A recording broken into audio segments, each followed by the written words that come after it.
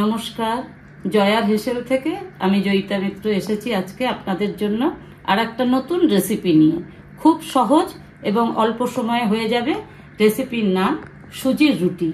এই রেসিপিটা কিন্তু প্রত্যেকের জন্য খুব উপকারী এবং আপনারা একদিন বানিয়ে 3 দিন পরেও যদি ওটা খান দেখবেন সমান নরম তুলতুলে আছে।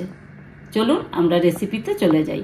আর আমার রেসিপি ভালো লাগলে আপনারা কমেন্টস করে আমাকে নিশ্চয়ই জানাবেন।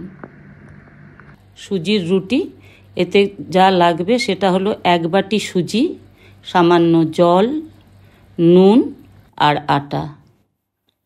কড়াতে জল চাপিয়ে দিয়ে জলটা যখন ফুটে উঠবে তার মধ্যে আমি নুন দিয়ে দেব পরিমাণ মতন। নুন দেবার পর সেই নুন জলে আমি দিয়ে দেব সুজিটাকে খুব ভালো করে নাড়িয়ে, মানে সুজিটা সেদ্ধ করে একটা বাটিতে নামিয়ে নেব। যখন হাতে সওয়া মতো গরম হবে সেই গরম অবস্থাতেই সুজিটাকে মেখে নিতে হবে একটা ডোর মতন, যেরকম আমরা লুচি, রুটি, পরোটার সময় ডো করি।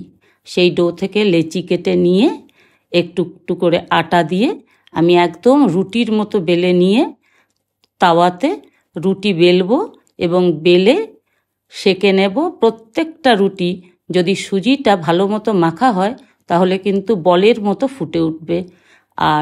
আর একটা কথা, অন্য রুটি আমরা একদিনের বেশি রেখে খেতে পারবো না।